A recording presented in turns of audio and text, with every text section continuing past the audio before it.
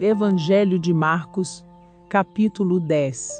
Levantando-se Jesus, partiu dali para os termos da Judeia, e para além do Jordão, e do novo as multidões se reuniram em torno dele, e tornou a ensiná-las, como tinha por costume.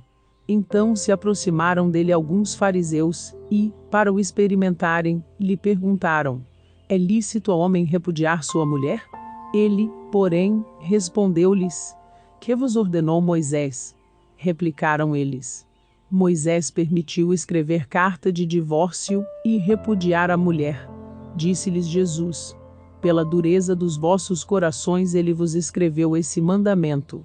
Mas desde o princípio da criação, Deus os fez homem e mulher. Por isso, deixará o homem a seu pai e a sua mãe, e unir-se-á à assêntugo da sua mulher, e serão os dois uma só carne. Assim já não são mais dois, mas uma só carne.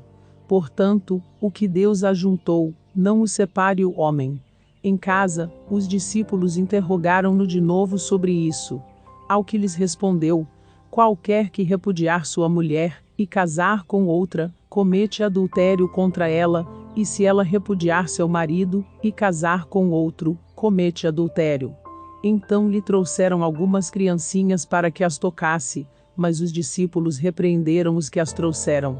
Jesus, porém, vendo isto, indignou-se e disse-lhes: deixai vir a minhas criancinhas, e não as impeçais, porque das tais é o reino de Deus.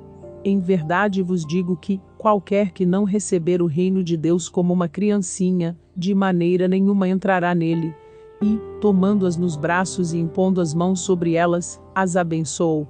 Ora, ao sair para se pôr a caminho, correu para ele um homem, o qual se ajoelhou diante dele, e lhe perguntou: bom mestre, que hei de fazer, para herdar a vida eterna? Respondeu-lhe Jesus: por que me chamas bom? Ninguém é bom, senão o que é Deus. Sabes os mandamentos: não matarás, não adulterarás, não furtarás, não dirás falso testemunho, a ninguém defraudarás, honra teu pai e a tua mãe.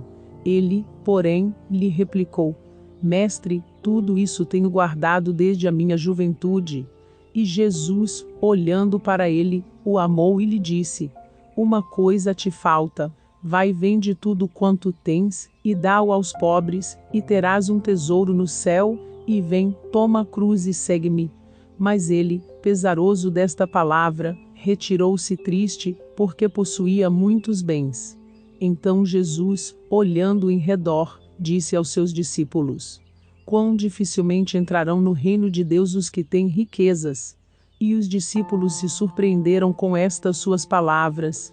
Mas Jesus, tornando a falar, disse-lhes: filhos, quão difícil é para os que confiam nas riquezas entrar no reino de Deus. É mais fácil um camelo passar pelo fundo de uma agulha, do que entrar um rico no reino de Deus.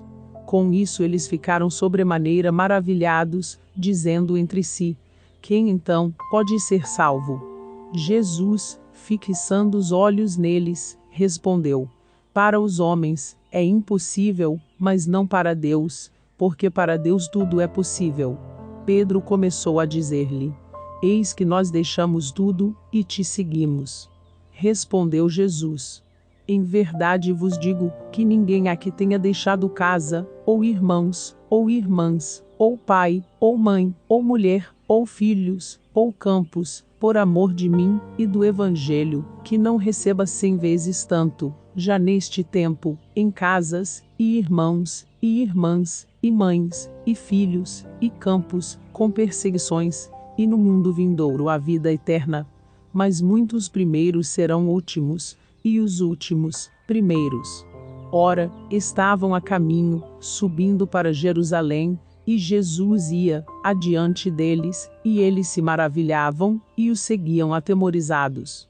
De novo tomou consigo os 12 e começou a contar-lhes as coisas que lhe haviam de sobrevir, dizendo: eis que subimos a Jerusalém, e o Filho do Homem será entregue aos principais sacerdotes, e aos escribas, e eles o condenarão à morte, e o entregarão aos gentios, e hão de escarnecê-lo, e cuspir nele, e açoitá-lo, e matá-lo, mas, depois de 3 dias, ressuscitará.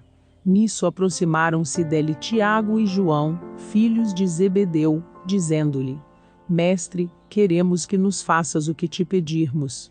Ele, pois, lhes perguntou: Que quereis que eu vos faça? Responderam-lhe: Concede-nos que, na tua glória, nos assentemos, um à tua direita e outro à tua esquerda.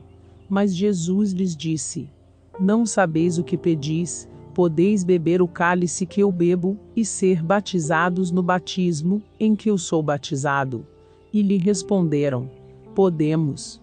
Mas Jesus lhes disse: O cálice que eu bebo, haveis de bebê-lo, e no batismo em que eu sou batizado, haveis de ser batizados, mas o sentar-se à minha direita, ou à minha esquerda, não me pertence concedê-lo, mas isso é para aqueles a quem está reservado. E ouvindo isso os 10, começaram a indignar-se muito contra Tiago e João. Então Jesus os chamou para junto de si e disse-lhes: Sabeis que os que são reconhecidos como governadores dos gentios, deles se assenhoreiam, e que sobre eles os seus grandes exercem autoridade. Mas entre vós não será assim, antes, quem quiser tornar-se grande entre vós, será o que vos sirva, e quem quiser ser o primeiro entre vós, será servo de todos. Pois o próprio Filho do Homem não veio para ser servido, mas para servir, e para dar a sua vida em resgate de muitos. E vieram a Jericó. E, saindo ele de Jericó, juntamente com seus discípulos, e uma grande multidão, estava assentado à beira do caminho um mendigo cego, Bartimeu filho de Timeu. Este, quando ouviu que era Jesus, o Nazareno, começou a clamar, dizendo: Jesus, filho de Davi, tem misericórdia de mim. E muitos o repreendiam, para que se calasse, mas ele clamava ainda mais: Filho de Davi, tem misericórdia de mim. Parou, pois, Jesus e disse: Chamai-o. E chamaram o cego, dizendo-lhe: Tem bom ânimo, levanta-te, ele te chama. Nisto, lançando-de-se a sua capa, levantou-se e foi ter com Jesus. Perguntou-lhe Jesus: Que queres que te faça? Respondeu-lhe o cego: Mestre, que eu torne a ver. Disse-lhe Jesus: Vai, a tua fé te salvou. E imediatamente tornou a ver e seguia Jesus estrada fora.